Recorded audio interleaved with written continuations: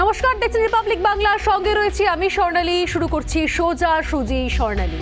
আপনারা জানেন যে সোজাসুজি প্রশ্ন উত্তর পর্ব চলে সামনের 1 ঘন্টায়, কারণ বর্তমান রাজ্যের একাধিক ইস্যু, একাধিক পরিস্থিতি, একাধিক দুর্নীতি, একাধিক ছবি আমাদের সোজাসুজি দেখাতে হয়, আর সেই ছবিগুলোর নিরিখে প্রশ্ন করতে হয় সোজাসুজি।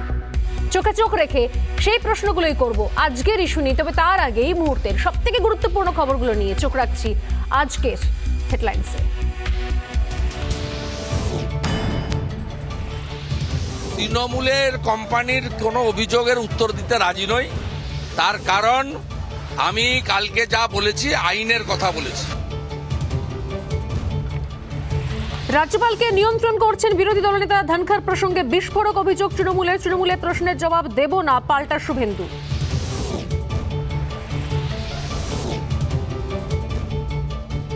কয়লাকাণ্ডের তদন্তে ফের অভিষেকের বাড়িতে সিবিআই। অভিষেক পত্নী রুজিরাকে প্রায় 7.5 ঘন্টা জিজ্ঞাসাবাদ। প্রতিহিংসা রাজনীতি অভিযোগ তৃণমূলের, পাল্টা কটাক্ষ বিজেপির।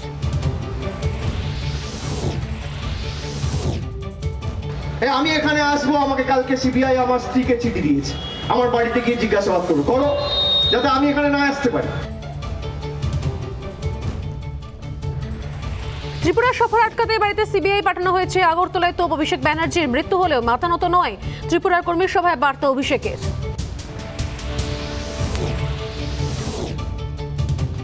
ত্রিপুরায় অভিষেকের সফর চলাকালীনই দিল্লি সফরে মমতা। বিরোধী ঐক্যে শান দেওয়ার চেষ্টা।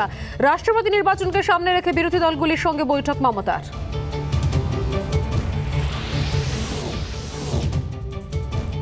রাষ্ট্রপতি নির্বাচন নিয়ে বিরোধী ঐক্যের গোড়াতেই ধাক্কা। বিরোধী ঐক্যের রাষ্ট্রপতি পদপ্রার্থী হতে নারাজ এনসিপি প্রধান শরদ পাওয়ার, জানালেন সীতারাম ইয়েচুরি।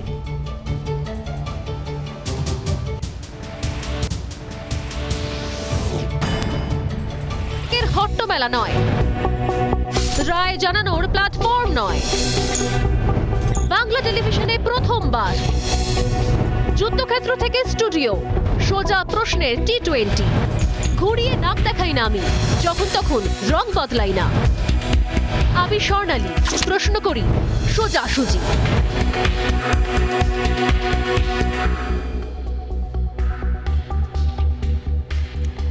গোপালকৃষ্ণ গান্ধী থেকে শুরু, তারপর M.K. নারায়ণন, কেশরীনাথ ত্রিপাঠী হয়ে জগদীপ ধনখড়। রাজভবনের অধিকার নিয়ে বিতর্ক চলছে। রাজ্য এবং রাজভবনের লড়াই নতুন নয় বাংলায়, এর আগেও দেখা গেছে, অন্য সরকারের আমলেও দেখা গেছে। কংগ্রেস বাম জমানা পেরিয়ে তৃণমূল জমানা। জগদীপ ধনখড় রাজ্যপাল হওয়ার পর সেই দ্বন্দ্ব বেড়েছে বহুগুণ। প্রত্যেক ক্ষেত্রে শুরু থেকে আমরা দেখেছি রাজ্য ভার্সেস রাজ্যপাল দ্বন্দ্ব বারবার সামনে এসছে। রাজ্যের যে কোনো ইস্যু হোক, যে ইস্যুগুলো কোথাও রাজ্যের মানুষের স্বার্থের সঙ্গে জড়িয়ে, যে ইস্যুগুলো নিয়ে সরব হয়েছেন বিরোধীরা, দুর্নীতি হোক, রাজ্যের বিভিন্ন জায়গাতে হিংসা, নির্বাচন পরবর্তী হিংসার ঘটনা হোক, জগদীপ ধনখড় রাজ্যের রাজ্যপাল হিসেবে তিনি সেক্ষেত্রে মন্তব্য করেছেন, এবং মন্তব্য করার সঙ্গে সঙ্গে কোথাও শাসক দলের তরফ থেকেও পাল্টা প্রতিক্রিয়া পাওয়া গিয়েছে। জগদীপ ধনখড় রাজ্যপাল হওয়ার পর থেকে বারবার নিশানায় বিঁধেছেন রাজ্যকে। 21 বিধানসভা ভোটের পর সেই সংঘাত আরও তীব্র হয়েছে। আইন শৃঙ্খলা থেকে শিক্ষা ব্যবস্থা, প্রতি ক্ষেত্রেই ধনখড়ের নিশানায় রাজ্য। বিতর্কের এই আবহেই বিশ্ববিদ্যালয়ের আচার্য পদ থেকে রাজ্যপালকে সরিয়ে মুখ্যমন্ত্রীকে বসাতে চায় রাজ্য। আমরা দেখলাম সেই ছবি, ইতিমধ্যে ভোটাভুটিও হয়েছে। সোমবার ভোটাভুটিতে রাজ্য বিধানসভায় পাস হয়েছে আচার্য বিল। এই বিলের বিরোধিতা করে শুভেন্দু অধিকারী বলেছিলেন যে এই বিল পাস হলেও রাজ্যপাল তাতে স্বাক্ষর করবেন না, তিনি বিল দিল্লিতে পাঠাবেন, শেষে বিল পড়ে থাকবে। এই যে মন্তব্য শুভেন্দু অধিকারীর, কারণ যেভাবে কোথাও এই ভোটাভুটিকে কেন্দ্র করে আরো অভিযোগ করা হয়েছে যে এই ভোটটাও ঠিকভাবে হয়নি, ভোটের গুনতিতে ভুল করা হয়েছে, সেই জায়গা থেকে দাঁড়িয়ে বিশ্ববিদ্যালয়ের হঠাৎ করে উপাচার্যের জায়গা থেকে, আচার্যের পদ থেকে রাজ্যপালকে সরিয়ে মুখ্যমন্ত্রীকে বসানোর যে পরিকল্পনা, সেই পরিকল্পনার ক্ষেত্রে এই বিলটা অত্যন্ত গুরুত্বপূর্ণ। সেই বিল নিয়ে শুরু থেকেই আমরা দেখেছি শুধুমাত্র বিরোধী বিজেপি নয়, একই সঙ্গে বিরোধী সমস্ত দল, বাম, কংগ্রেস, প্রত্যেকে এই নিয়ে সরব হয়েছিলেন। সেই সময়, সেই আবহের মধ্যে শুভেন্দু অধিকারীর এই মন্তব্য যে রাজ্যপাল এতে সই করবেন না, তিনি বিল দিল্লিতে পাঠাবেন, শেষে বিলটা পড়ে থাকবে। রাজ্যের বিরোধী দলনেতার এই বার্তাকে, এই মন্তব্যকেই বলা ভালো হাতিয়ার করলে বা তৃণমূল কংগ্রেস। জগদীপ ধনকর বিজেপির দ্বারা চালিত হচ্ছেন বলে অভিযোগ করছে রাজ্যের শাসক দল। যদিও এই অভিযোগ প্রথম নয়, এর আগেও শুরু থেকে বারবার বলা হয়েছে জগদীপ ধনকর রাজ্যপালের বক্তব্য, তার প্রতিক্রিয়া অনেকটাই বিরোধী দলের মুখপাত্রের মতো। যদি এটাও ঠিক, জগদীপ ধনকরের একাধিক পদক্ষেপ, যে বিষয় তিনি রাজ্যের ভূমিকাকে সমালোচনা করেছেন, সেই সমালোচনা শুধুমাত্র যে বিজেপি সেই সমালোচনায় সুর মিলিয়েছে তা নয়। আমি শুরুতেই যেরকম বললাম, বিরোধী এ রাজ্যের বিরোধী সমস্ত রাজনৈতিক দলই কিন্তু সেই ক্ষেত্রে, সেই একাধিক ইস্যুতে শাসক দলকে সমালোচনা করেছে। সেক্ষেত্রে এবারও নতুন করে এই বিতর্ক আরও একবার সামনে চলে এলো এবং আরেকবার সামনে নিয়ে এলো রাজ্য ভার্সেস রাজ্যপালকে। আজকে আলোচনা করার আগে আমি শোনাবো তৃণমূল কংগ্রেস শাসক দলের তরফ থেকে ঠিক কি কি অভিযোগ করা হয়েছে এই সংক্রান্ত বিষয় শুনুন। তার এই ভিডিও থেকে বড় প্রমাণ আর কিছু হতে পারে না যে বিজেপি রাজ্যপালকে নিয়ন্ত্রণ করছে। বিজেপি মেনে নিয়েছে যে তারা গভর্নরকে নিয়ন্ত্রণ করেন। দিল্লির বিশেষ নির্দেশে তিনি বিজেপির বা সেন্ট্রাল গভর্নমেন্টের স্টুজ হিসাবে ওরা নিজেরাই বলছে যে কি হবে, রাজ্যপাল কি করবে, ওরা আগে থেকে বলে দিচ্ছে। আর শুভেন্দুর কথাটা আপনারা লক্ষ্য করবেন, ও বলছে আমাদের কাছে পাঠাবে। এটা কি, কেন্দ্রটা কি শুভেন্দুর বাবার? রাজ্যপাল কেন্দ্রের ক্রীড়নক হিসেবে কাজ করছে, স্টুজ হিসেবে কাজ করছে। প্রমাণ করে দিল যে তারা আমাদের মহামান্য রাজ্যপালকে নিয়ন্ত্রণ করেন। তারা বলে দিলেন যে শিক্ষার যে বিলটা গতকালকে যেটা অ্যাসেম্বলিতে পাশ হলো সেটা রাজ্যপালের কাছে যাবে এবং তারা ভবিষ্যৎবাণী দিয়ে দিল যে রাজ্যপাল সেটা কেন্দ্রের কাছে পাঠিয়ে দেবে এবং কেন্দ্র সেটাকে নিয়ে বসে থাকবে। শুভেন্দুবাবু বলছেন মমতা বন্দ্যোপাধ্যায় রিটায়ার হয়ে যাবেন, কিন্তু তিনি ততদিনও আচার্য হতে পারবেন না। এটা আরও একবার ন্যাক্কারজনকভাবে প্রমাণ করে দিল যে ভারতীয় জনতা পার্টি রাজ্যপালকে কন্ট্রোল করে এবং ভারতীয় জনতা পার্টির নির্দেশে কেন্দ্রের সরকার চলে। এই প্রসঙ্গে রাজ্যের বিরোধী দলনেতা শুভেন্দু অধিকারী তিনি কি বলেছেন শুনবো। যার মন্তব্যকে কেন্দ্র করে কোথাও এতদূর জল ঘোলা হয়েছে, সেই শুভেন্দু অধিকারীর বক্তব্য এই ঘটনার প্রেক্ষিতে কি শুনবো। তৃণমূলের কোম্পানির কোনো অভিযোগের উত্তর দিতে রাজি নই। তার কারণ আমি কালকে যা বলেছি আইনের কথা বলেছি। আমি বলেছি রাজ্যপাল এই বিলকে সই করতে পারেন, রাজ্যপাল এই বিলকে পুনরায় বিধানসভায় সরকারের মাধ্যমে ফিরিয়ে দিতে পারেন, অথবা কনকারেন্ট লিস্টে থাকা, যৌথ তালিকায় থাকা এই বিলকে দিল্লিতে পাঠিয়ে দিতে পারেন। আমরা ভারতীয় জনতা পার্টির বিধায়করা সোমবার মহামান্য রাজ্যপালের কাছে যাব, বলবো আপনি কনকারেন্ট লিস্টে আছে, দিল্লি পাঠান। শুভেন্দু অধিকারীর বক্তব্য শুনলাম। যদিও তিনি বললেন যে শাসক দলের মন্তব্যে প্রতিক্রিয়া দিতে চান না, কিন্তু স্পষ্টভাবে তিনি বলে দিলেন যে তাদের রাজ্যপালের কাছে কি কি দাবি দেওয়া রয়েছে বা আবদার রয়েছে, সেই লম্বা তালিকা তিনি শোনালেন। রাজ্যপালকে নিয়ে তৃণমূলের অভিযোগের ফিরিস্তি নতুন নয়, যদিও এই বাংলায় এর আগে যেরকম শুরুতেই বললাম আমি, একাধিকবার ব্যক্তিগত আক্রমণ থেকে রাজ্যপালের বিরুদ্ধে সরব হয়েছে রাজ্যের শাসক দল।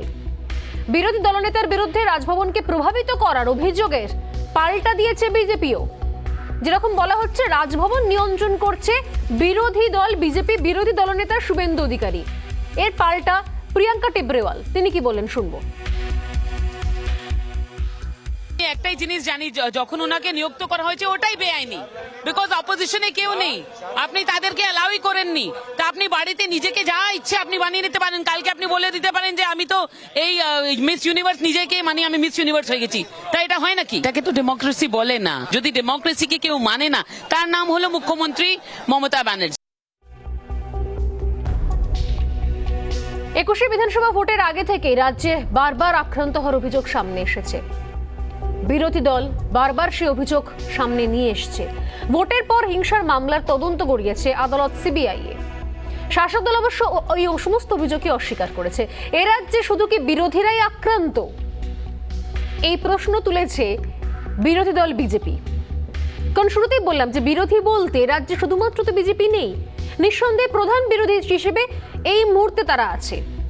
কিন্তু আমরা ভুলে যাইনি বকটুই, ভুলে যায়নি হাঁসখালি বকটুই কোথাও দেখিয়ে দিয়েছে রাজ্যে আম আদমির জীবন কতটা অনিশ্চিত হয়ে রয়েছে।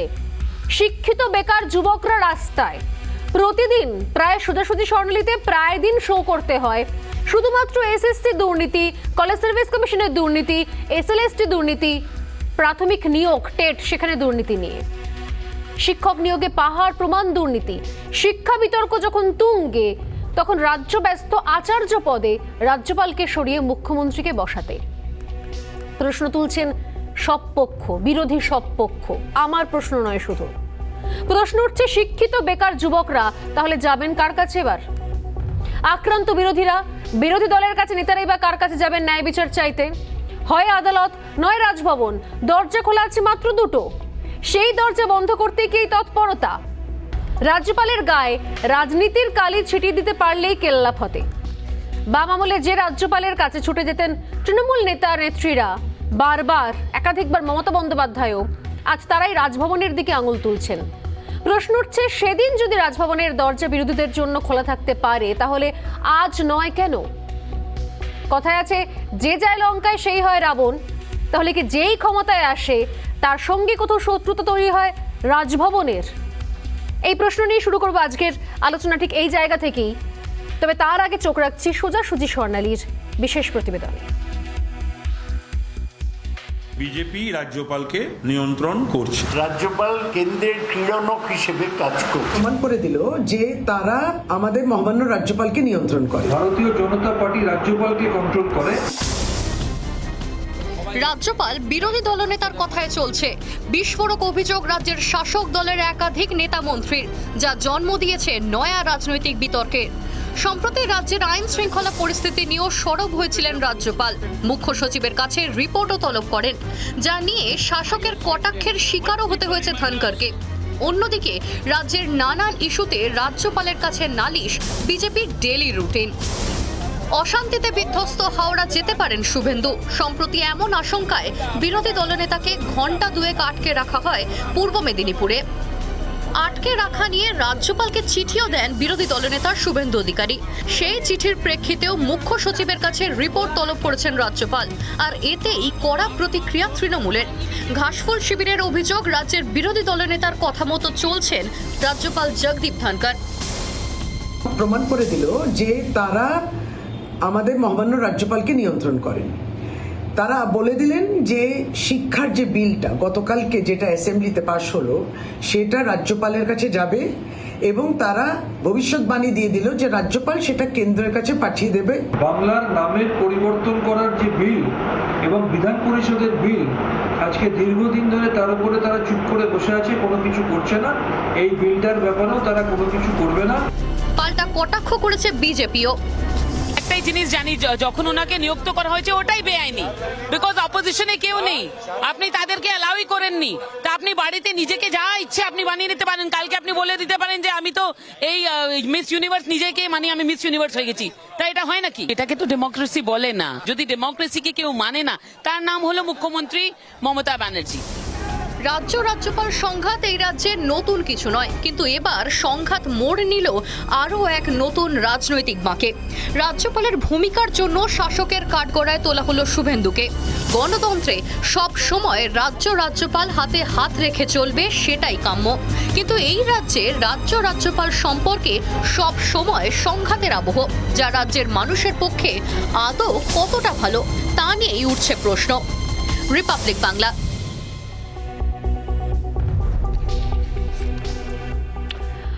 শুরু করবো অবশ্যই সোজাসুজি প্রশ্ন করবো। এই মুহূর্তে আমাদের সঙ্গে যারা রয়েছেন, আমার সঙ্গে স্টুডিও থেকে রয়েছেন বিজেপি মুখপাত্র শিলভদ্র দত্ত এবং রয়েছেন তৃণমূল কংগ্রেস মুখপাত্র শশী পাজা। তৃণমূল কংগ্রেস মুখপাত্র এবং অবশ্যই রাজ্যের মন্ত্রী শশী পাজা আমাদের সঙ্গে রয়েছেন।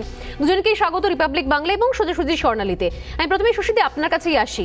বারবার যে অভিযোগগুলো করেন আপনারা, এবং এক্ষেত্রেও সরাসরি বলা হচ্ছে যে রাজভবন চালিত হয় বিরোধী দলনেতার দ্বারা। এই অভিযোগ আপনারা এর আগেও করেছেন যে রাজ্যপাল তিনি বিরোধী দলের মুখপাত্রের মতো কথা বলছেন, কাজ করছেন, কিন্তু কোথাও বারবার যদি এই অভিযোগগুলোকে করা হয় তাহলে কোথাও কি মনে হয় না যে রাজ্যের যে সাংবিধানিক একটা ভারসাম্য সেটা কোথাও বিঘ্নিত হচ্ছে? কারণ বিরোধী দল, সেই বিজেপি হোক বা তৃণমূল বা সিপিএম হোক বা কংগ্রেস হোক, একটা যাওয়ার জায়গা আছে যদি রাজ্যের বিরুদ্ধে কোনো অভিযোগ থাকে এটা জানাবার কোথাও জায়গা ছিল, কিন্তু বারবার যদি এইভাবে দাগিয়ে দেওয়া হয়, রাজ্যপালের জায়গায় রাজনীতির কালি ছিটিয়ে দেওয়া হয়, তাহলে কোথাও মনে হচ্ছে না যে সাংবিধানিক যে ভারসাম্য থাকে সেই ভারসাম্য নষ্ট হয়ে যাচ্ছে, বিরোধীদের কাছে যাওয়ার আর কোনো জায়গা থাকছে না শুধুমাত্র আদালত ছাড়া? সংবিধান রক্ষা করা আমাদেরও যেমন দায়িত্ব এবং তারও আছে, মহামান্য রাজ্যপালের আছে। আপনারা দেখুন 2011 পরে পরপর তো গভর্নর মহামান্য রাজ্যপাল ছিলেন, তখন কি এই অসুবিধাগুলো হতো? তখন কি আপনাকে কোনো শো করতে হতো যার মধ্যে এইটা আলোচনার বিষয়বস্তু থাকতো যে মহামান্য রাজ্যপাল এবং রাজ্য সরকারের মধ্যে একটা সংঘাত? আজকে 2018 পরে উনি এসছেন, 2019-এ এসছেন উনি, তো তারপর থেকেই আমরা কিন্তু এই সংঘাতটা দেখছি। প্রথমে হয়তো আমরাও বুঝতে পারিনি, আমরা কিন্তু আমাদের শালীনতা, ভদ্রতা, সংবিধান, তাকে সেই মর্যাদা, তাকে সম্মান সবটাই দিতাম, কিন্তু ফেরত আমরা কিছু পেলাম না। তারপর থেকে বুঝতে পারলাম যে একটি ষড়যন্ত্র, তিনি একটা বিশেষ ম্যান্ডেট নিয়ে এসছেন যার মধ্যে রয়েছে যে রাজ্য সরকার যাই করুক, ভালো করুক খারাপ করুক, সবটাইতে বিরোধিতা করতে হবে। এবং ক্রমাগত, এটা আমাদের নয়, রাজ্য সরকারেরই পারসেপশন, রাজ্য সরকার কেন এই রাজ্যের মানুষেরই পারসেপশন গ্রো করেছে এবং তারা সকলেই বুঝতে পারছেন যে এই মুহূর্তে সংঘাতের জায়গা। নালে এর আগেও রাজ্যপাল ছিলেন, তাদেরও কিছু বক্তব্য ছিল, বিল যেত, রিকনসিডার হতো, সংশোধন হতো ইত্যাদি, কিন্তু এনার বেলায় কেন এত হচ্ছে এটা কিন্তু আপনারা ভাববেন তো, কেন এতবার করে হচ্ছে? শুধুমাত্র রাজ্যের জগদীপ ধনকর তো নন, এর আগে আমরা দেখেছি যে এর আগেও, এমনকি আমি শুরুতেই বলছিলাম আমার লিড বলার সময়, যে বাম আমলেও পর্যন্ত আমরা দেখেছি একাধিকবার যখনই যে রাজ্যপাল রাজ্যের নীতি, রাজ্যের কাজের বিরোধিতা করেন, তখনই তার সঙ্গে রাজ্য ভার্সেস রাজ্যপাল একটা দ্বন্দ্ব চলে আসে। এটা তো শুধুমাত্র জগদীপ ধনকরের ক্ষেত্রে প্রথম দেখছি তা নয়, কিন্তু কেউ বিরোধী দলনেতার নিয়ন্ত্রণে রাজভবন এরকম ভাবে কেউ দাগিয়ে দেননি। সেই সময় আপনারাও বিরোধী ছিলেন, আপনারাও সেরকম অভিযোগ করেননি কখনো? কারণ এরকম রেকর্ডও তো সৃষ্টি হয়নি তখন, নিশ্চয়ই এরকম রেকর্ড সৃষ্টি হয়নি। এখন উদ্দেশ্য প্রণোদিত ভাবে আপনি বলুন, পশ্চিম বাংলার নামটা যদি পশ্চিম বাংলা থেকে বঙ্গ করাবে কোন উদ্দেশ্যে? What were the statement and reasons? যে ভারতবর্ষে যখন কেন্দ্র সরকার মিটিং ডাকে, সব রাজ্যকে ডাকে, যেহেতু ওয়েস্ট বেঙ্গল ডাব্লিউ অনেক শেষে, মানে শেষেই তার সুযোগটা আসে, তখন অনেকেই ওই মিটিং এ শোনার আর এত ক্লান্ত হয়ে যে শোনার সুযোগটা হয় না, যার জন্যে বঙ্গ যদি হয় তাহলে প্রথম দিকে থাকবে। রাজ্যের উন্নতি কথা ভেবে এখনো কিন্তু ফেলে রয়েছে।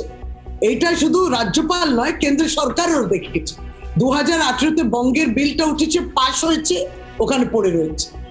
এই বিধান পরিষদের ক্ষেত্রেও যেটা 2021-এ হয়েছে, সর্বসম্মতভাবে যারা জনগণ দ্বারা নির্বাচিত হয়েছেন, এই সরকারটা জনগণ দ্বারা নির্বাচিত, ওখানে সমস্ত বিধায়করা বসেছিলেন যারা সরকার পক্ষে সরকার বিরুদ্ধে, তারা ডিভিশন চেয়েছেন, হতে পারে, কিন্তু বিলটা অ্যাসেম্বলিতে সংখ্যাগরিষ্ঠ নিয়ে পাস হয়েছে, কিন্তু এখনো সেটা পড়ে রয়েছে গভর্নরের কাছে, মহামান্য রাজ্যপালের কাছে। শিক্ষা কেন্দ্রিক, আমাদের শিক্ষামন্ত্রী বলছিলেন শিক্ষা জগতে যুক্ত অনেক বিষয় ফাইলগুলো পড়ে থাকে। সুতরাং আমরা প্রচুর নন কোঅপারেশন পেয়েছি, আমরা সত্যি দুঃখিত, কিন্তু এইটাই বলা যে এই সংঘাতে আমরা যেতে চাই না, কিন্তু সরকারি ভাষা, সরকারের ডায়লগটা চলে এসেছে সোশ্যাল মিডিয়া। আপনারা বলছেন যে সংঘাতে যেতে চান না, আপনারা বলছেন সংঘাতে যেতে চান না, অথচ আপনারা বিশ্ববিদ্যালয় থেকে আচার্য পদের জন্য মুখ্যমন্ত্রীকে চাইছেন। এটা কি সংঘাতের সূত্রপাত নয়? রাজ্যপাল বিশ্ববিদ্যালয়ের আচার্য পদে থাকবেন, তো সে কবে থেকে চলে আসছে এই ট্র্যাডিশন। আপনারা মুখে বলছেন সংঘাতের পথে যেতে চান না, বালি নির্বাচন নিয়ে বিল নিয়ে আসল ছবিটা কি আজ পর্যন্ত স্পষ্ট হলো না।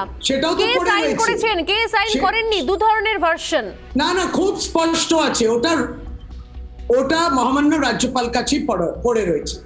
দ্বিতীয়ত, স্টেটমেন্ট অ্যান্ড রিজনস আপনি যদি পড়েন পরপর, বিদ্যালয়, মহাবিদ্যালয় নেই, West Bengal university amendment bills বলুন কিংবা আজকে private university, statement and reasons এটাই বলা হয়েছে যেটা মদন মোহন পুঞ্চি, যিনি former chief justice of India, Punchhi কমিশনের কিছু রেকমেন্ডেশনস আপনি জানেন প্রথমে সরকারিয়া কমিশন ছিল, তারপরে মদন মোহন মুন্সির কমিশন ছিল। উনি বিভিন্ন বিষয় নিয়ে, তার মধ্যে relations between governor and different states, এটাও কিন্তু একটা তার কমিশনের রিপোর্ট ছিল। এবং এটাও তো বলা হয়েছে যে মানে একটা মহামান্য রাজ্যপাল তার কনস্টিটিউশনাল অব্লিগেশনস প্রচুর থাকে, সেখানে ওনার এই বিষয়গুলো উনি যদি না থাকেন তাতে কিছু এসে যায় না। এটা তো বলাও আছে রেকমেন্ডেশন, এই স্টেটমেন্টের রিজনসই বলা আছে, ওনার কনস্টিটিউশনাল অব্লিগেশন প্রচুর আছে। এবং সেই জায়গায় এখানে একটা রাজ্য সরকার কনকারেন্ট লিস্ট হলেও Swarnali, centre and the state both can formulate rules.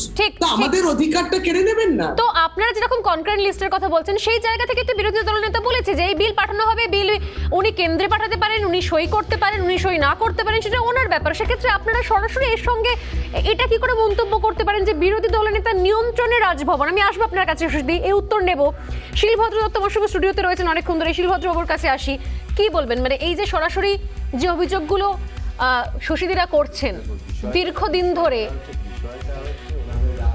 রাজ্যপালের প্রতি রাজ্যপাল কি করছেন, এটাও তো ঠিক শিলভদ্রবাবু, রাজ্যপালের যে ভার্সন থাকে, আপনাদের দলের ভার্সন, বিজেপির ভার্সন, রাজ্যপালের ভার্সন এক হয়ে যায়। না ভার্সন কোথায় এক হয়? দুটো ভার্সন, দুটো সুর এক থাকে। আমাদের দলের প্রবক্তাই তো বলেছে, আমাদের দল থেকেই তো বলা হয়েছে যে আমাদের দলের যিনি মূল প্রবক্তা তিনিই তো বলেছেন রাজ্যপালের অত টুইট আমরা চাইছি না, আমরা কাজ চাইছি। রাজ্যপাল রোজ এদের আমাদের দল থেকেই বলা হয়েছে। রাজ্যপালকে নিয়ে ব্যাপারটা, রাজ্যপালের কাজ করবেন, আমরা দলের থেকে, আমাদের দল থেকে কখনো রাজ্যপালকে বলা হয়নি এটা করুন ওটা করুন, এটা বলা হয়নি। এবং আজকে যে বিষয়টাকে নিয়ে এইখানে আলোচনায় ডাক করছেন, সে বিষয়টাই তো নয়। আজকে শুভেন্দু অধিকারী যেটা বলেছেন তার সব কথা বাদ দিয়ে মাঝখান থেকে একটু কথা নিয়ে শুভেন্দু অধিকারী খুব ক্যাটেগরিক্যালি বলেছেন, আমি 3টে বিষয় বলেছি রাজ্যপাল কোনটা করতে পারেন। আরেকটা বিষয় বলেছেন শুভেন্দু অধিকারী যে আমরা আমাদের পার্টির এমএলএদের তরফ থেকে আমরা রাজ্যপালকে অনুরোধ করব যেন রাজ্যপাল এটা সেন্ট্রালে পাঠায়। ও তো এই কথা বলেছে, সেটা নিয়ে রাজ্যপাল শুভেন্দুর কথায় উঠছে বসছে, রাজ্যপাল শুভেন্দুর কথায় চলছে। যখন গোপালকৃষ্ণ গান্ধী বামফ্রন্টের বিরুদ্ধে আওয়াজ তোলেন তখন ভালো লাগবে, আর রাজ্যপাল কোনো কথা বললে ভালো লাগবে না। আর রাজ্যপালের সঙ্গে কোনো সংঘাতে ওনারা যাচ্ছেন না, কিন্তু চিফ সেক্রেটারিকে ডাকলে চিফ সেক্রেটারি যাবেন না, ইউনিভার্সিটির ভাইস চ্যান্সেলরদের ডাকলে তাদের বারণ করে দেয়া হবে, তাদের যেতে দেয়া হবে না। রাজ্যপালের সঙ্গে এইরকম যে বিহেভিয়ার যেটা হচ্ছে, এটা তো আজ থেকে হচ্ছে না, এটা তো চলছে। তা রাজ্যপালের সঙ্গে যদি কাজ করছে, রাজ্যপাল একা দোষ করে যাচ্ছেন আর ওনারা সবটাই শুনছেন। রাজ্যপাল তো ভাইস চ্যান্সেলরদের ডেকেছিল, ওদের পাঠানো হয়নি। ভাইস চ্যান্সেলররা বলছেন যে আমরা যেতে পারবো না, তাহলে আমাদের উপর প্রেশার আছে। আজকে চিফ সেক্রেটারিকে ডাকা হচ্ছে, এই 3 দিনের ঘটনা নিয়ে রাজ্যপাল চিফ সেক্রেটারিকে ডেকেছেন, তাদের রাজ্যপাল বলেছেন, বলতে বাধ্য হয়েছেন যে ওনারা উদ্যত্ত অনেক বেশি। আচ্ছা, এটা হয়েছে, তাহলে এই চিফ সেক্রেটারি কোন সাহস পাচ্ছে রাজ্যপালে যাচ্ছে না, যদি না তাকে চিফ মিনিস্টার বা মিনিস্ট্রি থেকে বারণ না করা হয়? নাহলে একটা চিফ সেক্রেটারি ক্ষমতা আছে, সে রাজ্যপাল ডাকবে, সাংবিধানিক প্রধান ডাকবে, তার ডাকে যাবে না? না, এটা তো ঘটনা যে বারবার বিভিন্ন বিষয়তে রাজ্যপাল যখন আমরা দেখলাম এসএসসি দুর্নীতি নিয়ে যখন চলছে একটার পর একটা, সেই সময় রাজ্যপাল তিনি শিক্ষামন্ত্রীকে ডেকে পাঠালেন, ব্রাত্য বসুকে, তিনি মুখ্য সচিবকে ডেকে পাঠাচ্ছেন একাধিকবার। সেক্ষেত্রে এটাও তো বলা যেতে পারে শাসক দলের তরফ থেকে যে বারবার কেন শাসকের যে কাজ, যে রাজ্য যে পথে চলছে তার মাঝখানে কেন বারবার সেই তদন্তের মাঝখানে রাজ্যপাল কেন উপযুক্ত হয়ে বারবার জানতে চাইবেন না? রাজ্যপাল তো সাংবিধানিক প্রধান, রাজ্যপাল জানতে চাইবেন না? আর কোনো জিজ্ঞাসা না করেও তো মুখ্যমন্ত্রীকে 1 ঘন্টা আলোচনা করতেই পারেন, এটা কোনো অন্যায় কিছু নয়। রাজ্যের মুখ্যমন্ত্রী রাজ্যপালের সঙ্গে কথা বলতেই পারেন, কথা বলা উচিত, আমরা চাই কথা হোক। কিন্তু বিষয় হচ্ছে রাজ্যপাল তো গিয়ে ব্রাত্য বসুর বাড়িতে গিয়ে বলবে না কি আলোচনা হলো বলুন। তা রাজ্যপাল যদি শিক্ষামন্ত্রীর সঙ্গে আলোচনা চায় বা আমাদের শশীদির সাথে যদি আলোচনা করতে চায় তার বিষয় ডিপার্টমেন্ট নিয়ে, সে তো ডাকবে শশী বাজাকে যে আপনি আসুন। সেটা কি কোনো অন্যায় নাকি? রাজ্যপাল ডেকে নিলে, রাজ্যপাল ডাকলে, কারণ রাজ্যপাল তো ডাকবেই। আজকে রাষ্ট্রপতি প্রধানমন্ত্রীকে ডাকলে কি বলা হবে যে প্রধানমন্ত্রীকে রাষ্ট্রপতি ডাকলো কেন? এটাই তো সংবিধান, এটাই তো বলা আছে। উত্তরটা নিয়ে শশীদের থেকে। শশীদি, আপনারা বলছেন আপনারা সংঘাত চান না, কিন্তু প্রতি ক্ষেত্রে রাজ্যপালের যে জায়গা, সেই জায়গার মর্যাদা রাখা হচ্ছে না, সরাসরি অভিযোগ শিলভদ্র বাবুর। শিলদা 2-3টে পয়েন্ট আমি বলে নিই। শিলদা বললেন যে গভর্নর যে টুইট করেন তার বিরোধিতা, ভারতীয় জনতা পার্টি কোনো নেতৃত্ব নাকি সেটাকে বিরোধী তার বিরুদ্ধে বলেছেন না, গভর্নরের উচিত নয় এটা টুইট করা।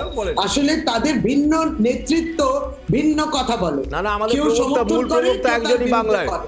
তাতে তো কিছু এসে যায় না, তাতে কিন্তু ওটা ভারতীয় জনতা পার্টির কিন্তু স্টেটমেন্ট নয়, তার নিজস্ব আরে স্টেটমেন্ট। আমার মূল প্রবক্তা বলছে, ভারতীয় জনতা পার্টির স্টেটমেন্ট যদি নাও ধরি, শশীদি ভারতীয় জনতা পার্টির স্টেটমেন্ট যদি নাও ধরি, তাহলেও হয়তো রাজ্যের যে হিংসা বা যে দুর্নীতি এই ধরনের বিষয়তে রাজ্যপাল কি ডাকতে পারেন না কোনো মন্ত্রী, কোনো নেতা বা মুখ্য সচিবকে ডাকতে পারেন?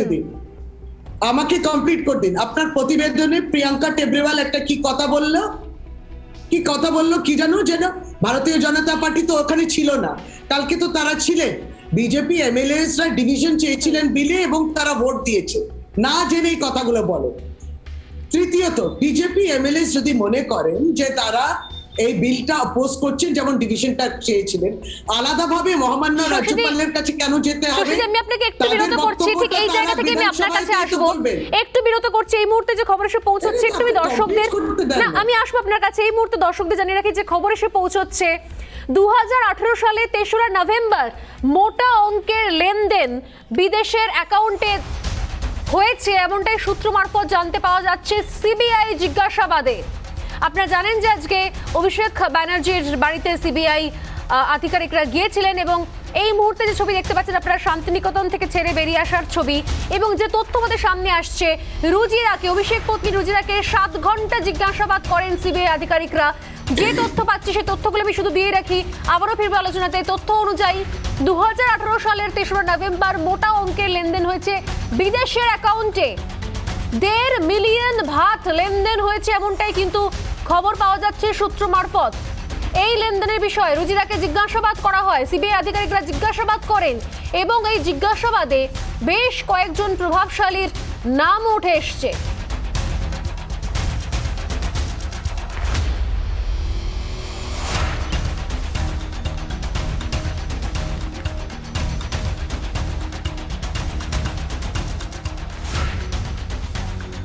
এই সংক্রান্ত আরো যে নতুন তথ্য আসবে সেই তথ্যগুলো আমরা আপনাকে এক এক করে দিতে থাকবো। আমি আবারও চলে যাই শশীদির কাছে। শশীদি যে বিষয় নিয়ে বলছিলেন, শিলভদ্র দত্ত অনেকগুলো প্রশ্ন করেছিলেন, তার উত্তরে আমি শশীদির কাছেই ছিলাম। শশী পাজা, তৃণমূল কংগ্রেস মুখপাত্র আমাদের সঙ্গে রয়েছেন। শশীদি, যে বিষয়গুলো আপনি উল্লেখ করছিলেন, আমি জাস্ট কন্টিনিউ করছিলাম যে শুভেন্দু অধিকারী বলছেন যে আমরা রাজ্যপালের কাছে গিয়ে বলবো, এটাই আমাদের বক্তব্য। তা যখন একটা অ্যাসেম্বলি সেশনে রয়েছে, এখন বিধানসভা সেশন চলছে, সংবিধান কি বলে যে বিলগুলো যেগুলো পাস হচ্ছে কিংবা মতামত কিংবা তার বিরুদ্ধে, সেটা বিধানসভায় সেটা আপনি ডিভিশন চাইবেন, আপনি মতামত জানাবেন, আপনি বক্তব্য রাখবেন, এটাই কিন্তু সংবিধান বলে। আলাদাভাবে গভর্নরের কাছে গিয়ে জানাতে হয় না যে আমাদের কিন্তু এটা নিয়ে এটাই বক্তব্য। আপনাকে সদন চলছে, সদনের মধ্যে আপনারা বক্তব্য রাখবেন, যেটা আপনারা গতকালকে যখন বিল পাস হওয়ার সময় আপনারা ডিভিশন চাইলেন। আজকে অবশ্য যে বিলটা ছিল তারা নিজেদের বক্তব্য রাখলেন, কিন্তু শিক্ষামন্ত্রী জবাবের সময় তারা চলে গেলেন। সুতরাং আমি মনে করি সেশন যখন চলে তখন কিন্তু এটাই রীতি। শিলদার ছিলেন একসময় বিধায়ক, তিনি বলবেন। থার্ড হচ্ছে একজন মহামান্য রাজ্যপাল, আমিও তো 3rd টার্ম করছি, এর আগেও দেখছি একটা রাজ্যপাল কিন্তু তার সরকার সম্বন্ধে স্টেটমেন্ট দিতে গিয়ে বলেন দিস ইজ মাই গভর্নমেন্ট এই কাজ করেছে। এই রাজ্যপালের ক্ষেত্রে আমরা কি দেখলাম, যখন সেশনটা খুললো বাজেট সেশনটা, তখন তিনি না পড়ার জন্যে বিরোধীরা ওখানে উঠে পড়ে লেগে সেই সেশনটাকে ডিস্টার্ব করলেন। তিনি পড়তে ইচ্ছুক নয়। আপনি ভাবুন, একটা রাজ্য সরকার, আপনারা পছন্দ হতে পারে, কিন্তু ওটা আপনার সরকার, মাই গভর্নমেন্ট।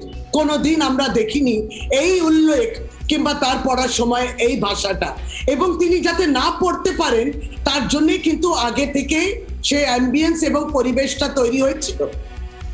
আর এই হচ্ছে অবস্থা। আজকে এই রাজ্যের যখন বিভিন্ন খাতে, কন্যাশ্রী বলুন কোথায়, কিংবা মানরেগাতে খুব ভালো করছে, রাজ্য সরকার তো কিছু কিছু কাজ ভালো করছে, মহামান্য রাজ্যপালের পছন্দ না হলেও কয়েক 4 প্রশংসা আমরা পাই। পায় না। আজকে কলকাতা ইউনিভার্সিটি একটা প্রশংসিত হয়েছে শ্রেষ্ঠতম ইউনিভার্সিটির জন্য, কোনো প্রশংসা নেই, যদি রাজ্যপালের সুতরাং কাছ- উদ্দেশ্য প্রণোদিত ভাবে রাজ্যপালের কাছ থেকে রাজ্যপাল প্রশংসা করবেন না সমালোচনা করবেন, এটা তো তার ব্যক্তিগত ব্যাপার শশীদি। মানে রাজ্যপালের প্রশংসার জন্য তো রাজ্য কাজ করছে না, রাজ্যপালের প্রশংসার জন্য তো রাজ্য কাজ করে না। রাজ্য তো এতবার 3 বারের জিতে আসা সরকার, এত বিপুল ভোট নিয়ে ম্যান্ডেট নিয়ে মানুষের জন্য কাজ করছে, রাজ্যপালের প্রশংসার উপর কি আদৌ নির্ভরশীল এটা? এক্স্যাক্টলি স্বর্ণালী, আমি জাস্ট এই পয়েন্টটাই বলছিলাম, আপনি একদম you hit the nail on the head. এবং সেটা এটাই যে এই রাজ্য সরকার 3 বার মানুষ দ্বারা নির্বাচিত, আর মহামান্য রাজ্যপাল রাষ্ট্রপতি দাতা দিয়ে মনোনীত। এই জায়গায় কিন্তু একটা ফারাক আছে। রাজ্য সরকার মানুষের জন্য কাজ করছে, মানুষের যেটা ভালো হবে, শিক্ষা ক্ষেত্রে যেটা ভালো হবে, মানুষের দ্বারা নির্বাচিত, এইটা কিন্তু একটা সুন্দর বললেন স্বর্ণালীদি, থ্যাংক ইউ। আমি এটা বলতেই যাচ্ছিলাম, মনোনয়ন আর যেখানে নির্বাচন হয়েছে তার এই দুটো। তাহলে আপনারা মনে করছেন যে বিশ্ববিদ্যালয়ে আচার্য পদে মুখ্যমন্ত্রীকে বসালে শিক্ষাক্ষেত্রের উন্নতি হবে রাজ্যপালকে সরিয়ে? আমার বক্তব্য এটাই যে পুঞ্চি কমিশনও বলেছিল যে কোনো সময় যখন ব্রিটিশরা ছিলেন তখন এটা ছিল যে এই পোস্টে তারা আচার্য হিসেবে ছিলেন, এটা বাধ্যতা নয়। তারপরে পরিস্থিতি অনেক পরিবর্তন হয়েছে। স্বয়ং গুজরাটেই আপনি দেখবেন, গুজরাট ইউনিভার্সিটিতে তখন মহামান্য রাদার পটেল প্রধানমন্ত্রী, বর্তমানে তখন চিফ মিনিস্টার ছিলেন, তিনি তো তখন গুজরাট ইউনিভার্সিটি এই পরিবর্তন এনেছিলেন যে আচার্য হবে চিফ মিনিস্টার। এটাও তো একটা উদাহরণ হিসেবে রয়েছে। আমি উত্তর নিয়ে নেব। শিলভদ্র দত্ত দেখুন, কিছু বলছিলেন? না কিছু বলছিলাম, মানে উনি যেটা বললেন যে অনেক ভালো কাজ করেছে, যেমন শিক্ষা দপ্তরের ভালো কাজ লোকে দেখতে পাচ্ছে রোজ, যে শিক্ষা দপ্তর কি ভালো কাজ করেছে। এবং সিবিআই ডাকছে কোর্ট, এবং সিবিআই এখনও কেন অ্যারেস্ট করে কোর্ট রেগে যাচ্ছে, মানে কেউ এখনো অ্যাকশন হয়নি বলে। তা কতখানি ভালো কাজ এটা দেখা যাচ্ছে, লোকে বলছে। আমার কথা হচ্ছে, এর আগে আপনাদের যেতে দেখছিলাম শান্তনু সেন এবং তাপস রায় বলছিলেন যে ওই সব বঙ্গ বিল আটকে রেখেছে, অমুক বিল আটকে রেখেছে।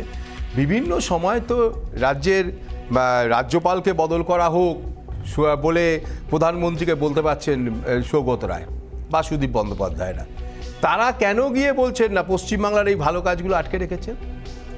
শুধু এই রাজনীতি করার জন্য রাজ্যপাল আটকে রেখেছে, কোথাও তো আটকে রেখেছে ওপরে। এবং সেটার জন্য কি কারণে, কি ব্যাপারে আমি আলোচনায় যাচ্ছি না, কারণ অতটা আমি জানি না কেন আটকে রেখেছে। যদি অন্যায় করে আটকে রেখে থাকে, কেন বাংলার এমপিরা ওই কোথায় গন্ডগোল হচ্ছে ছুটে না গিয়ে কেন প্রধানমন্ত্রীর কাছে গিয়ে বলছেন না, কেন স্বরাষ্ট্রমন্ত্রীর কাছে গিয়ে বলছেন না যে আমাদের এই বিলগুলো পাস হচ্ছে না? আজকে ওরাও জানে, ওরাও করবে না। আজকে ওরা এখানে চিৎকার করে, কারণ যত বেশি এই সব ইস্যুগুলো আলোচনা হবে, গভর্নরের বিরোধিতা করো, অমুক বিরোধিতা করো, তাহলে পরে মানুষের নজরটা ঘুরে যাবে। অন্য কোনো ইস্যুই নয়, রাজ্যপালটাও ইস্যু নয়, রাজ্যপালের সম্বন্ধে বলে দিয়ে মানুষের নজর ঘোরাও। কারণ আজকে মাদ্রাসার ব্যাপারেও 60,000 না 70,000 টাকা দুর্নীতি সামনে এসছে। মানে যত নিয়োগ হচ্ছে সবেতে দুর্নীতি আসছে। আর বাংলার শিক্ষামন্ত্রী বা প্রাক্তন শিক্ষামন্ত্রী কেউ এত নীতি আদর্শের কথা বলছেন। শশীদি খুব ভালো মন্ত্রী আমি জানি, কিন্তু আমি শশীদিরা এত কথা বলছেন, কিন্তু এটা তো একটা সম্মানের খাতিরে সেই শিক্ষামন্ত্রীর পদত্যাগ করা উচিত যার সময় এত কিছু হচ্ছে। পদত্যাগ করে তো বলা উচিত যে না, যতক্ষণ না বিচারে আমি দোষী প্রমাণিত হব বা মুক্তি পাবো, আমি এর থেকে সরে গেলাম। কেউ যাবে না। আর প্রতিনিয়ত বাংলার ছাত্র সমাজ একদিকে রাস্তায় বসে রয়েছে, আর একদিকে এই নিয়ে কেস চলছে, এই নিয়ে দুর্নীতি নিয়ে কথা চলছে। সেই সব থেকে ঘোরানোর জন্য একটা নজর মানুষকে ঘুরিয়ে দাও, একটা রাজ্যপাল আছে, এই রাজ্যপালের নামে চাপিয়ে দাও, দিয়ে অন্য দিয়ে ঘোরাও, শুভেন্দু রাজ্যপাল চলুক, মাঝখান থেকে আমরা আমাদের কাজগুলো করে যাই। এটা তো আমি শশীদির হাত তুলছেন অনেকক্ষণ ধরে, সরাসরি শশীদির কাছে যাবো। শশীদির নজর মারাত্মক অভিযোগ যে রাজ্যে এই মুহূর্তে যে অবস্থা, একে নিয়োগের মধ্যে একের পর এক দুর্নীতি, সেই জায়গায় রাজ্যের আইন শৃঙ্খলা পরিস্থিতি নিয়ে বারবার যেখানে প্রশ্নের মুখে পড়ছে রাজ্যের প্রশাসন, সেই জায়গা থেকে দাঁড়িয়ে হঠাৎ করে একটা শান্ত জায়গা বিশ্ববিদ্যালয়, যার মাথায় রয়েছেন আচার্য, সেইখান থেকে সেই বিষয়টাকে পরিবর্তন করে একটা শুভেন্দু এবং রাজ্যপালকে নিয়ে এসে পুরো বিষয়টাকে ডাইভার্ট করে দেওয়ার চেষ্টা, দৃষ্টি ঘোরাবার চেষ্টা, মারাত্মক অভিযোগ করছেন শিলভদ্র দত্ত। শশীদি, হ্যাঁ, আমি সেটাই বলছি, আপনি শান্তিটা কোথায় দেখছেন যে ইউনিভার্সিটিগুলোতে রাজ্যপালকে পেয়ে অশান্তি নেই? আপনি কি করে বুঝলেন? আপনি কি কোনো ইউনিভার্সিটির কিংবা কলেজের প্রিন্সিপাল এদের সঙ্গে কথা বলেছেন কি? বলেনি। সুতরাং সেটা আমাদের বলা উচিত না। দ্বিতীয়ত, যদি শিলদা মনে করছেন, তাহলে তো গভর্নরই তো সই করতে পারেন।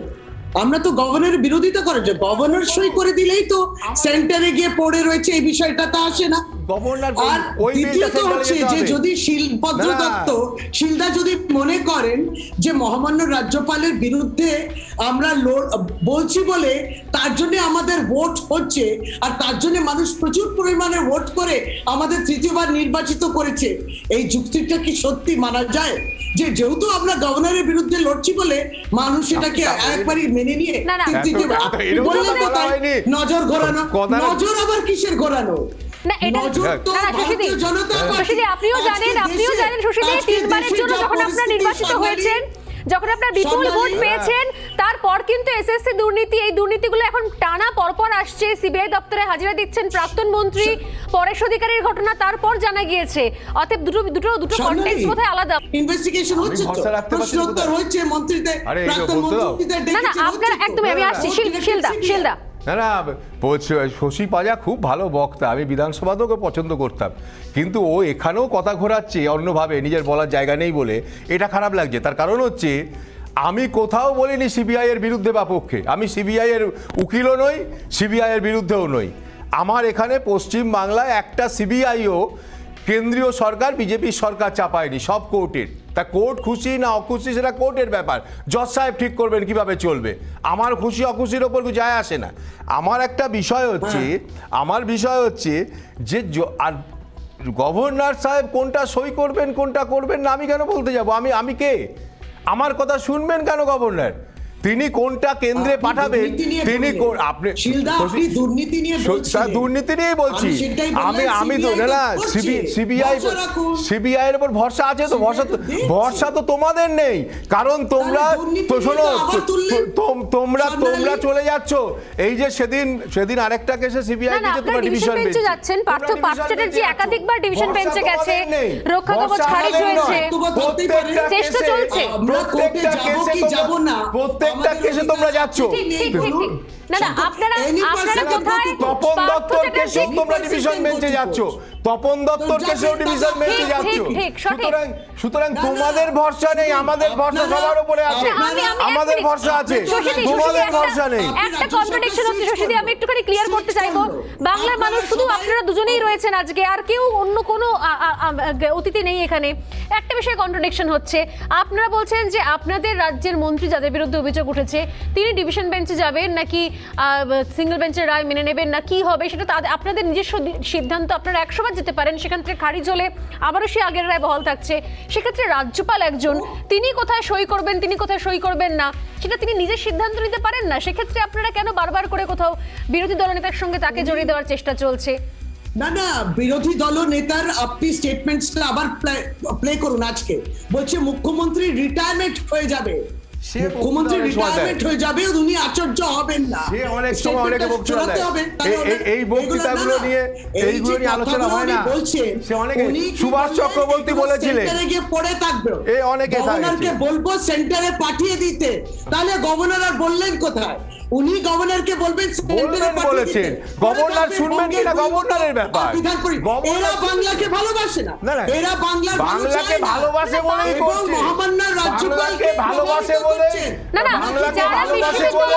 যারা নিজেকে ওই ডক্টরেট বলার পর দেখা গেল এটা ইউনিভার্সিটি নেই এমন কাউকে আচার্য করতে চায় না বলেই বলছে। না শশীদি, আপনি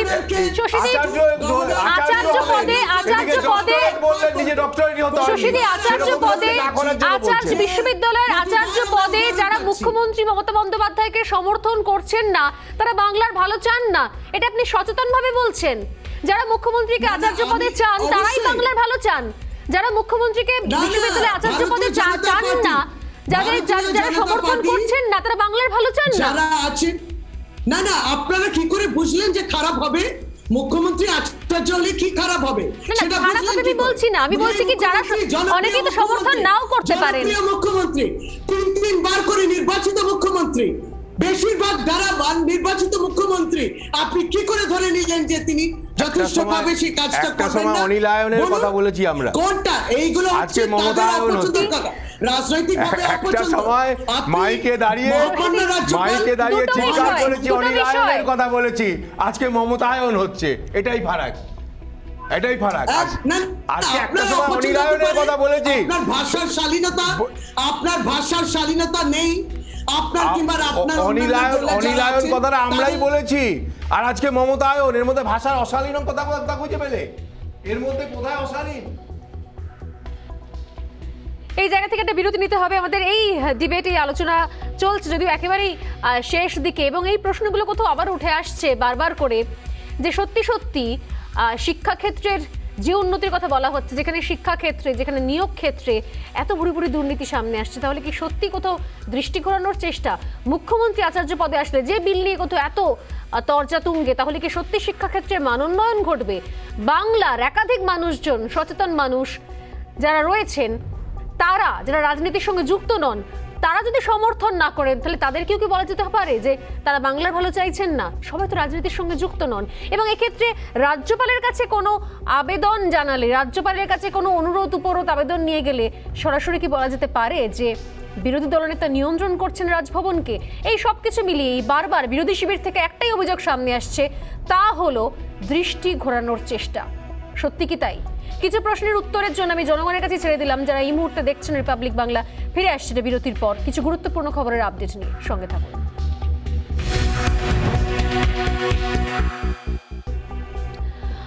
বিরতির পর ফিরে এলাম ডিবেটের পর, এবং যে বিষয় নিয়ে নজর রাখছিলাম, কিছুক্ষণ আগে নজর রেখেছিলাম, আপনারা জানেন যে আজকে যেখানে অভিষেক ব্যানার্জির বাইরে সফর রয়েছে, রাজ্যের বাইরে, ঠিক সেই সময় কিন্তু আমরা দেখেছি শান্তিনিকেতনে অভিষেকের যে বাসভবন, সেখানে সিবিআই আধিকারিকরা পৌঁছন। সকাল থেকে এক্সক্লুসিভ কভারেজ করেছে রিপাবলিক বাংলা, এবং অভিষেক পত্নী রুচিরাকে জিজ্ঞাসাবাদ করা হয়। টানা 7 ঘন্টা জিজ্ঞাসাবাদ করেন সিবিআই আধিকারিকরা। কয়লাকাণ্ডে একাধিক প্রশ্ন উঠে আসে এবং একাধিক নতুন তথ্য পেয়েছে সিবিআই, এমনটাও জানতে পারা যায়। বিভিন্ন বিষয়ে লেনদেন সংক্রান্ত বিষয়ে অনেক তথ্য সামনে আসে। যে লেনদেন হয়েছে, আর্থিক লেনদেন, বিপুল পরিমাণ আর্থিক লেনদেন, তা হয়েছে বিদেশি ব্যাংকে, বিদেশের অ্যাকাউন্টে বিপুল পরিমাণ অর্থের লেনদেনের সন্ধান পাওয়া গেছে, সেটাও বিদেশি কারেন্সিতে। আমাদের অ্যাসিস্ট্যান্ট এডিটর ঈশান দেব চ্যাটার্জি এই মুহূর্তে আমাদের সঙ্গে নিউজ রুম থেকে রয়েছেন। ঈশান, 2018 সালের 3রা নভেম্বরের কথা বলা হচ্ছে, যা এসে পৌঁছচ্ছে আমাদের কাছে সূত্র মারফত।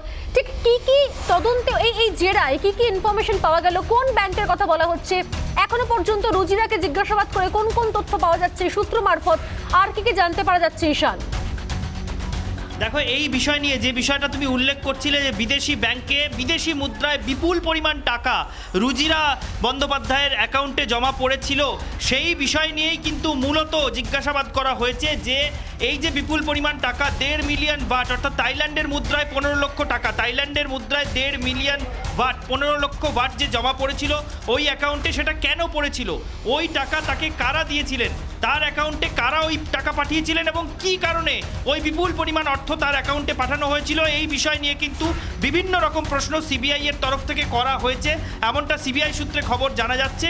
এবং শুধু তাই নয়, ওই টাকা যে তার অ্যাকাউন্টে জমা পড়েছিল, কারা দিয়েছিল এবং কেন দিয়েছিল, তার পাশাপাশি শুধুমাত্র মানে তাকেই কি ওই টাকা দেওয়া হয়েছিল, নাকি এর নেপথ্যে অন্য কোনো প্রভাবশালীর যোগ ছিল, এই তথ্যও কিন্তু উঠে আসছে। এই প্রশ্নও কিন্তু তাকে করা হয়েছে, অর্থাৎ তার অ্যাকাউন্টে ওই অর্থ জমা পড়েছিল ঠিকই, কিন্তু অর্থটি কি, ওই পরিমাণ অর্থ কি তাকেই দেওয়া হয়েছিল, নাকি অন্য কোনো প্রভাবশালীকে ওই অর্থ দেওয়া হয়েছিল তার অ্যাকাউন্টের মাধ্যমে?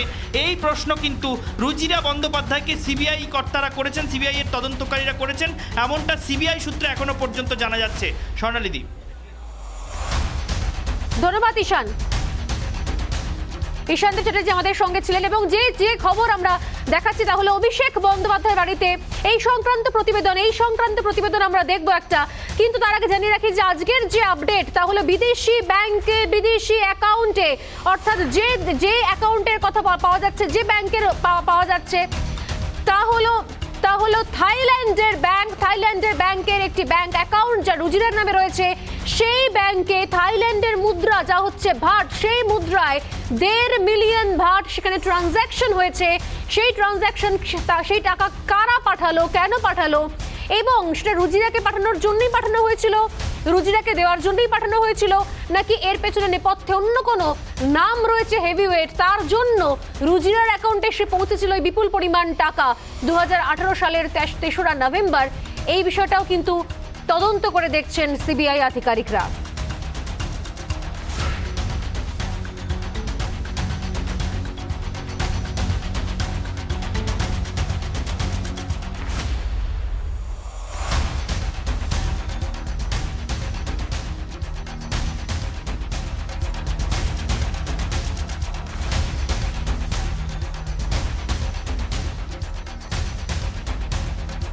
সিবিআই জিজ্ঞাসাবাদে প্রভাবশালীর নাম উঠেছে এবং এই সংক্রান্ত বিভিন্ন প্রতিক্রিয়া এসছে।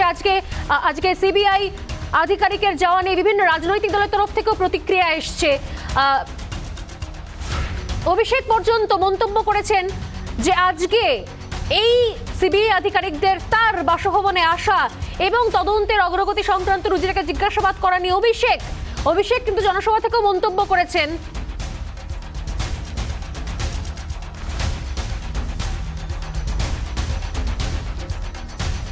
এবং মনে করা হচ্ছে যে এই সংক্রান্ত বিষয়ে আরো তথ্য, আরো ইনফরমেশন সামনে আসছে।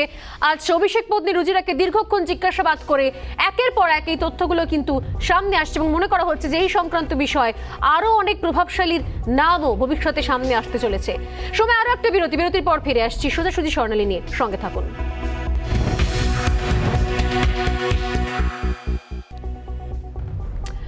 একদিকে একাধিক দুর্নীতি, অন্যদিকে এই দুর্নীতির মধ্যেই সরকারের একাধিক পদক্ষেপ যা বারবার করে কোথাও আতশ কাচের তলায় নিয়ে আসছে প্রশাসনের ভূমিকা, এবং সেই জায়গা থেকে দাঁড়িয়ে বিরোধীরা বারবার সরব হচ্ছেন। আর সেই সময় কোথাও এই রাজ্যপাল দ্বন্দ্ব, আগামী দিনে নজর থাকবে আমাদের। একই সঙ্গে নিয়োগ দুর্নীতি সংক্রান্ত একাধিক তথ্যও সামনে আসছে, সেদিকেও নজর থাকবে। প্রত্যেক মুহূর্তে প্রতিটা খবরের আপডেট আমরা পৌঁছে দেব আপনাদের কাছে সবার আগে। আজকে সোজাসুজি স্বর্ণালী শেষ করছি এখানেই। একটু পরেই দেখুন জবাব চায় বাংলা, অনির্বাণ এবং মীনাক্ষীর সঙ্গে আজ। নমস্কার।